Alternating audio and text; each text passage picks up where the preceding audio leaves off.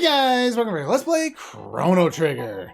Last time we finished up pretty much all the loose ends that I had to do, including finishing off the other two remaining Black Omens, which of course I did in between episodes.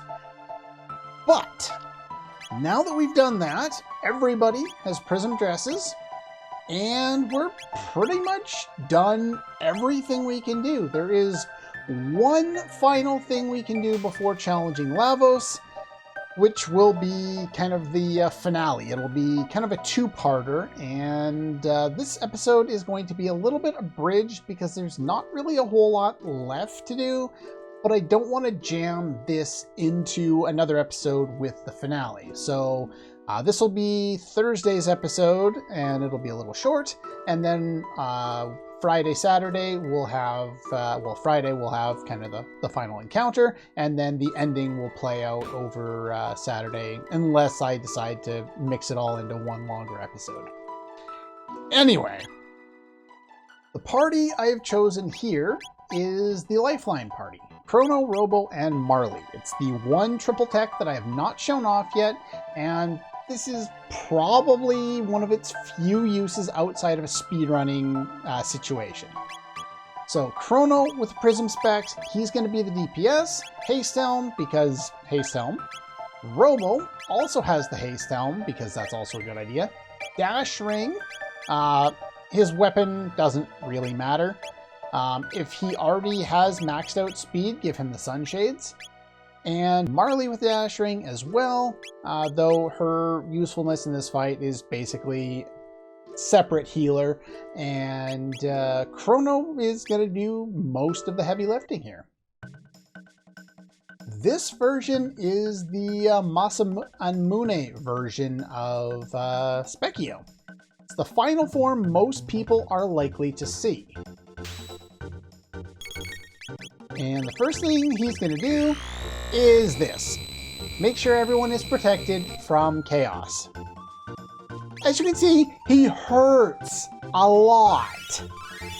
Lifeline will cast Auto Life on all of our party members, and it's one of the few times this is actually useful because it's one of the few times you can fight an enemy who can deal enough damage to absolutely annihilate you.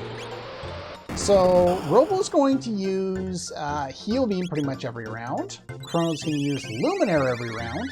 And since Marley doesn't need to really cast haste on anyone except for herself, she's going to spend the rest of the time healing up the odd character here and there. And if the opportunity shows up, then maybe she'll throw an Ice 2 on just to get a little more damage and finish off a little faster. But you really need two characters to keep you alive, so that you don't really need to make use of the ability, you know, the auto life ability that we set up. But it's there just in case. This is not going to be a short fight by any stretch of the imagination. We have enough free damage, or free, you know, high enough HP. So throw an Ice 2 out there.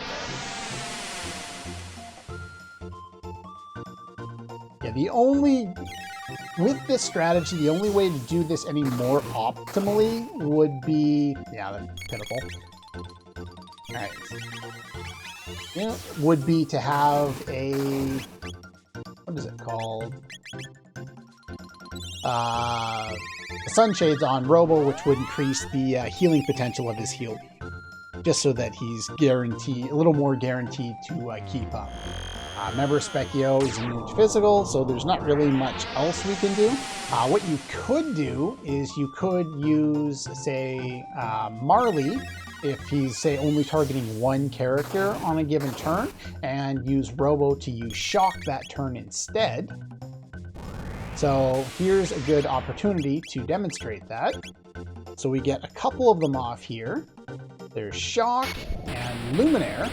Now, we don't really need to heal this round, so what I'm going to do is I'm going to get a Hyper Ether out for Chrono, who's down to 1 MP.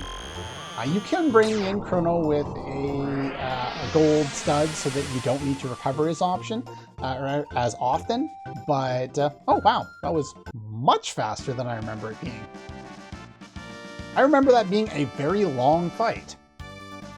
But anyway, you get the final graceful set that he gives out, a magic tab, a speed tab, and a power tab, and 10 elixirs. There are 2 versions of this guy that I have not shown off.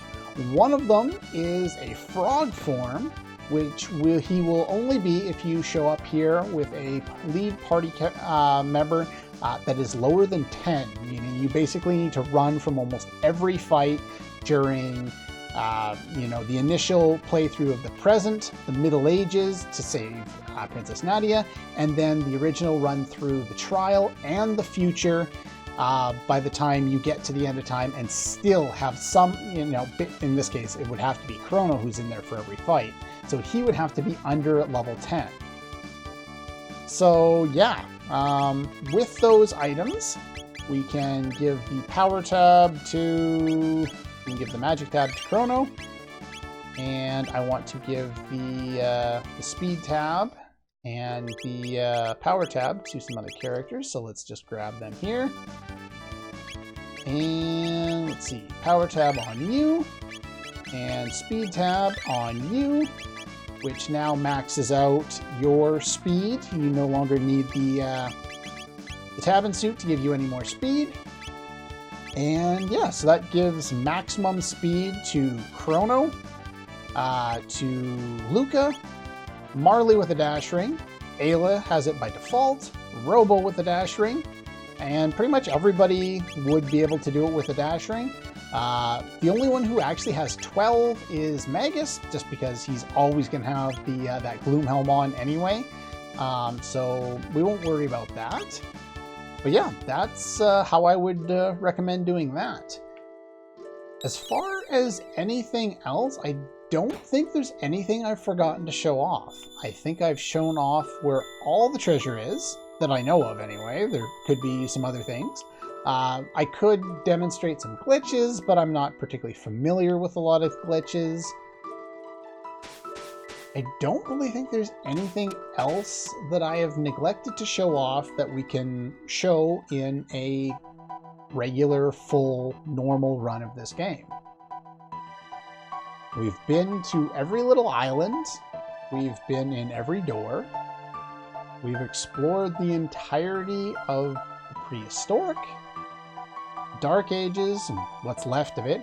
We explored all of Zeal before it fell. Went through the entirety of the Middle Ages. Did all the side quests there. Finished up the present. There's only 2 real, well, I guess pretty much 1 option left, and that's to go fight Lavos. That's what we're going to do next time. So the last thing I'll do here is I'm just going to go over what my setup will be for the final encounter. And so let's see, we're going to put Robo in that spot, specifically in the 3rd position. And we're going to have Chrono in here as well.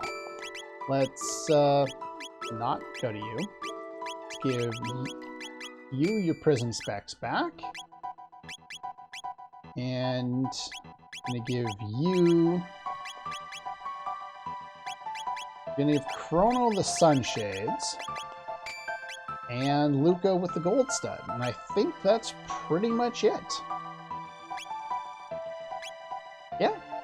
It's a pretty basic setup. Unfortunately, Robo's going to be a little on the slower side, but he has the haste elm to make up for that. And yeah. This, my timer there shows 29 hours, almost 30 hours. This game is not that long. I've gone out of my way to do absolutely everything. You can finish this game off a lot faster than this, but I've dragged my ass and I've left the game on while I've, thought about what I wanted to do.